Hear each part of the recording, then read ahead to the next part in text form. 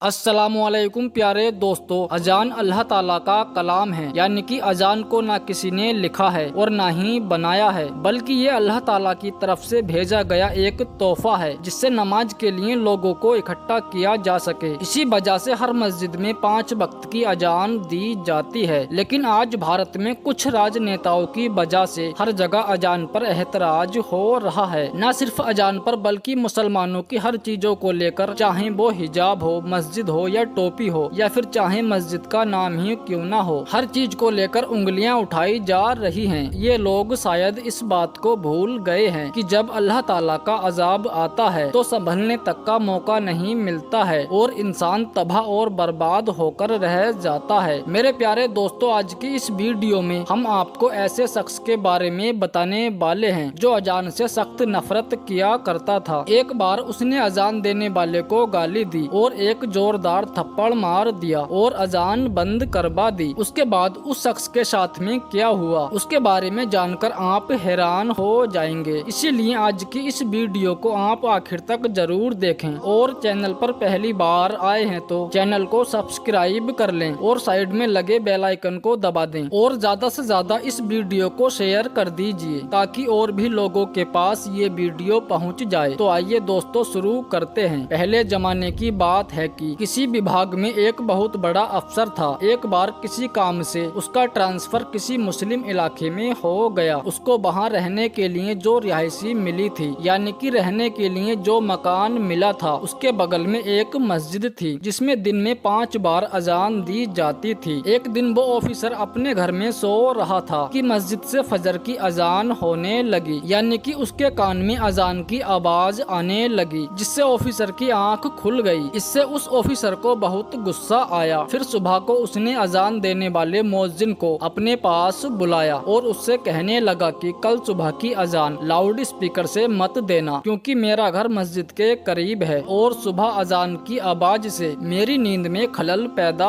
होता है, यानी कि मेरी नींद खराब हो जाती है। ये सब सुनकर मुअज्जिन ने कहा, ये तो अल्लाह ताला का कलाम है, इसको सुनकर दिल में सुकून आता है। मैं अगर सुबह लाउड स्पीकर में अजान नहीं दूंगा तो जो बुजुर्ग लोग हैं तो उनकी आंख नहीं खुलती है, तो उनकी आंख कैसे खुलेगी। इतना ही नहीं, बहुत से ऐसे लोग हैं जिनके पास घड़ी नहीं है और बहुत से ऐसे लोग हैं जिनको टाइम देखना नहीं आता है। ऐसे लोग अजान की आवाज सुनकर उठते हैं और अजान की आवाज सुनकर आप भी जल्दी उठ जाया करो। इससे आपको बहुत ज्यादा फायदा होगा। सुबह सुबह उठकर आप भी कुछ सैर कर लिया करो, कुछ एक्सरसाइज कर लिया करो, इससे आपके जिस्म को बहुत ज्यादा फायदा होगा। वो ऑफिसर मुसलमानों के बारे में तरह तरह की बातें सुनकर उनसे बहुत नफरत किया करता था। इस मुअज्जिन की बात सुनकर वो कहने लगा, मुझे ज्यादा समझाने की जरूरत मत करो, खबरदार तुमने सुबह लाउड स्पीकर में अजान दी तो बुरा होगा। इस तरह से उस ऑफिसर ने अजान देने वाले को फटकार लगाकर भेज दिया, मगर उस मुअज्जिन ने उस ऑफिसर की बात पर ज्यादा ध्यान नहीं दिया। इसीलिए उसने फिर सुबह के वक्त में लाउड स्पीकर में अजान दी। फिर जैसे ही उस ऑफिसर ने सुबह अजान की आवाज सुनी तो वो गुस्से में लाल पीला हो गया और फौरन उस अजान देने वाले के पास गया और बुरा भला कहने लगा। यही नहीं, गुस्से में उसने बहुत गालियां दी और उनको एक थप्पड़ भी मार दिया और कहने लगा, कल मैंने तुमको कितना समझाया था कि सुबह की अजान से मेरी नींद खराब होती है, इसीलिए लाउड स्पीकर पर अजान मत देना, लेकिन तुमने तो मेरी इस बात पर ध्यान ही नहीं दिया। बेचारा अजान देने वाला उस ऑफिसर से क्या ही कहता। वो थप्पड़ खाकर रोने लगा और दिल ही दिल में अल्लाह ताला से दुआ करने लगा, या अल्लाह, आज इसने तेरे अजान देने वाले पर जुल्म किया है, तू उसे अजाब में मुब्तला कर दे, इसे ऐसी सजा दे जिससे इसकी अकल ठिकाने आ जाए। जैसे ही मुअज्जिन की आवाज अल्लाह की बारगाह इलाही में पहुंची तो अल्लाह ताला ने दुआ कबूल कर ली और उसी दिन अल्लाह ताला ने उस ऑफिसर पर अजाब नाजिल फरमा दिया, यानी कि उस रात को अल्लाह ताला की पकड़ आ गई। जिस दिन उसने अजान देने वाले को थप्पड़ मारा था, उस रात को वो सोया तो सुबह को उठ ना सका, क्योंकि उसके जिस्म के एक हिस्से को लकवा मार दिया। उस ऑफिसर का इलाज करवाया गया, मगर कहीं से भी उसका इलाज ना हो सका। फिर दफ्तर वालों ने उसे नौकरी से निकाल दिया। अब उसके घर में रिश्वत की जो मोटी रकम आती थी वो भी आना बंद ہو گئی۔ اب وہ پورے دن اپنے گھر میں پڑا رہتا تھا اور پڑے پڑے اپنی بیوی سے لڑائی جھگڑے کیا کرتا تھا۔ ایک دن اس کی بیوی اس سے پریشان ہو کر اپنے بچوں کو لے کر اپنے مائکے چلی گئی۔ اسی دوران اس کے دوسرے حصے نے بھی لقبہ مار دیا، یعنی کہ اس کا پورا جسم بے جان ہو گیا۔ یہ دیکھ کر اس کا بڑا بھائی اسے اپنے گھر میں لے کر چلا گیا، لیکن جب وہ اسے اپنے گھر میں لے گیا تو بڑے بھائی کی بیوی نے اپنے شوہر سے بہت لڑائی جھگڑا کیا، جس سے پریشان ہو کر اس کے بڑے بھائی نے اسے پلنگ سمیت اٹھا کر روڈ کے کنارے پر لے جا کر پھینک دیا۔ اب وہ روڈ پر پڑے پڑے تیز دھوپ میں تپتا رہا، اس کی آنکھوں میں آنسو جاری تھے۔ اسی وقت اس راستے سے اس مؤذن کا گزر ہوا جس کو اس شخص نے تھپڑ مارا تھا۔ وہ مؤذن اس کو دیکھ کر پہچان گیا کہ یہ تو وہی آفیسر ہے، اور اس کے پاس آ کر اس کا حال پوچھنے لگا۔ اس کو اس شخص کے اوپر بہت ترس آیا تو وہ مؤذن اسے اپنے ساتھ لے کر چلا گیا اور جہاں وہ رہتا تھا اسے اپنے پاس میں ہی رکھ لیا۔ اب وہ مؤذن اس کی خوب دیکھ بھال کرتا اور قرآن پاک کی آیت کو پڑھ کر اس کے اوپر دم کرتا، یہاں تک کہ اس کے کان میں اذان بھی دیا کرتا تھا۔ اور ایسے ہی دیکھ بھال اور خدمت سے یہ شخص دھیمے دھیمے تندرست ہو گیا اور یہاں تک کہ اس کا لقبہ پوری طرح سے ٹھیک ہو گیا۔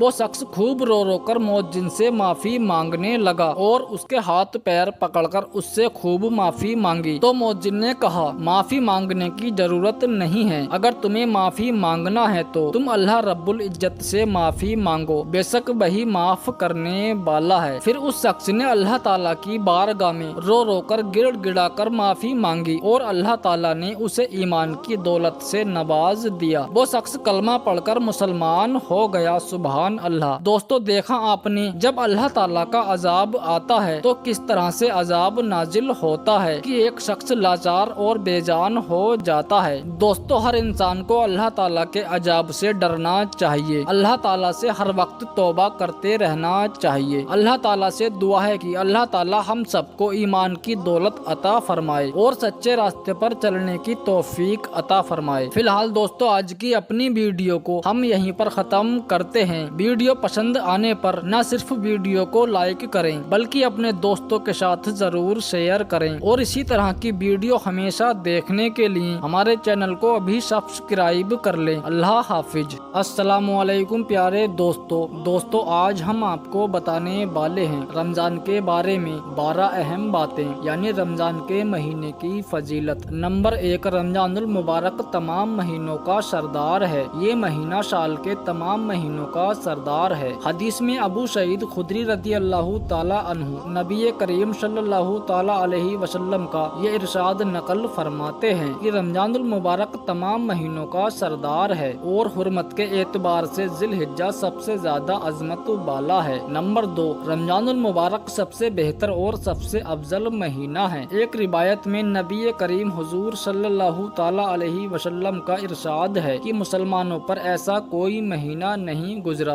جو رمضان سے بہتر ہو، اور منافقین پر ایسا کوئی مہینہ نہیں گزرا جو رمضان سے زیادہ برا ہو۔ نمبر 3، قرآن کے نازل ہونے کا مہینہ ہے۔ اسی مہینے میں قرآن شریف نازل ہوا۔ اس کے بارے میں قرآن میں بھی ارشاد ہے کہ رمضان کا ہی وہ مہینہ ہے جس میں قرآن شریف نازل ہوا۔ صرف یہی نہیں بلکہ جتنی بھی مقدس کتابیں نازل ہوئی سب اسی مہینے میں نازل ہوئی۔ نمبر 4، رمضان المبارک میں آسمان کے دروازے کھل جاتے ہیں۔ حضرت ابو ہریرہ رضی اللہ تعالیٰ عنہ نبی کریم حضور صلی اللہ تعالیٰ علیہ وسلم کا یہ ارشاد نقل کرتے ہیں کہ جب رمضان کا مہینہ آتا ہے تو آسمان کے دروازے کھول دیے جاتے ہیں۔ آسمان کے دروازے کھلنے کا مطلب، یعنی ایک مطلب یہ ہے کہ رحمتوں کے خزانے کھلنے کا مطلب ہے، اور ایک مطلب یہ ہے کہ آسمان کے دروازے اعمال کے قبول ہونے کے لیے کھلتے ہیں، جس کی وجہ سے اعمال کی توفیق بھی خوب ملتی ہے اور ان کی قبولیت بھی نہایت اعلیٰ درجے کی ہوتی ہے۔ نمبر 5، رمضان رحمتوں والا مہینہ ہے۔ ویسے تو پورے مہینے رحمتیں ہوتی رہتی ہیں، لیکن اس مہینے کے پہلے عشرے یعنی پہلے 10 دن حدیث کے مطابق زیادہ نازل ہوتی ہیں کیونکہ وہ عشرہ ہی رحمتوں والا ہے۔ نمبر 6، اس مہینے میں جنت کے دروازے کھل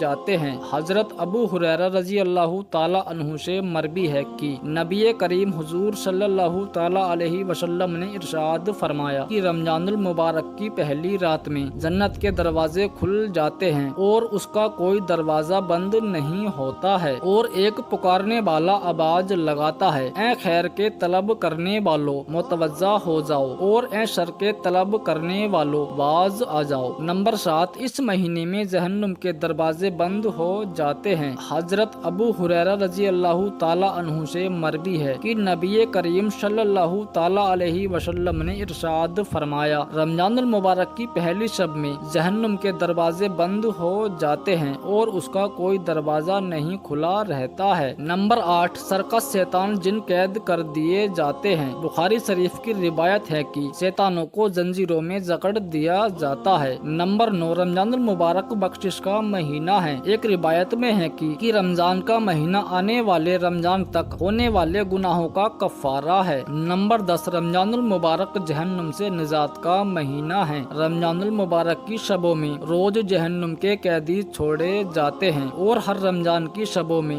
روز ہر مومن کی ایک دعا ضرور قبول ہوتی ہے۔ نمبر 11، رمضان المبارک میں اعمال کا ثواب بڑھ جاتا ہے۔ اس مہینے کا نفل کا ثواب دوسرے مہینوں کے فرض کے برابر ہوتا ہے، اور فرض کا ثواب دوسرے مہینوں کے 70 فرض کے برابر ہو جاتا ہے۔ حضرت ابو ہریرہ رضی اللہ تعالی عنہ سے مروی ہے کہ نبی کریم حضور صلی اللہ تعالی علیہ وسلم نے ارشاد فرمایا ہے، رمضان کے مہینے میں اللہ تعالی سے ڈرتے رہنا، کیونکہ اس مہینے میں نیکیوں کے ثواب کو اس قدر بڑھا دیا جاتا ہے کہ اتنا رمضان کے علاوہ کسی مہینے میں نہیں بڑھایا جاتا ہے۔ اسی طرح گناہوں کے عذاب کو بھی اسی طرح بڑھا دیا جاتا ہے جس طرح رمضان کے علاوہ کسی مہینے میں نہیں بڑھایا جاتا ہے۔ نمبر 12، رمضان المبارک میں مومن کا رزق بڑھا دیا جاتا ہے۔ اس مہینے کی برکت مومن کے لیے رزق میں بھی ظاہر ہوتی ہے۔ حضرت سلمان فارسی کی ایک لمبی حدیث میں نبی کریم صلی اللہ تعالی علیہ وسلم کا یہ ارشاد موجود ہے کہ رمضان المبارک وہ عظیم مہینہ ہے کہ اس مہینے میں مومن کا رزق بڑھا دیا جاتا ہے۔ یہ ایک ایسی کھلی حقیقت ہے جسے ہر ایک کھلی آنکھوں سے تجربہ کر سکتا ہے کہ ایک غریب شخص کو رمضان المبارک میں بھی بیش عمدہ اور لذیذ کھانے نصیب ہوتے ہیں جس کی کبھی کبھار سال بھر شکل دیکھنے کو بھی نہیں ملتی ہے۔ یہ سب یقیناً اسی مہینے کی برکتیں ہیں جو اللہ تعالیٰ ہر ایمان والوں کو نصیب فرماتا ہے۔ اللہ تعالیٰ اس مبارک مہینے کی رحمتوں اور مغفرت کچھ حصہ ہمیں بھی عطا فرمائے، آمین۔ دوستو، ہم امید کرتے ہیں آج کی ویڈیو آپ کو پسند آئی ہوگی۔ اگر آپ کو یہ ویڈیو پسند آئی ہے تو اس ویڈیو کو لائک کریں اور اپنے قریبی دوستوں تک اس ویڈیو کو زیادہ سے زیادہ شیئر کریں، اور اس چینل کو ابھی سبسکرائب کر لیں۔ اللہ حافظ۔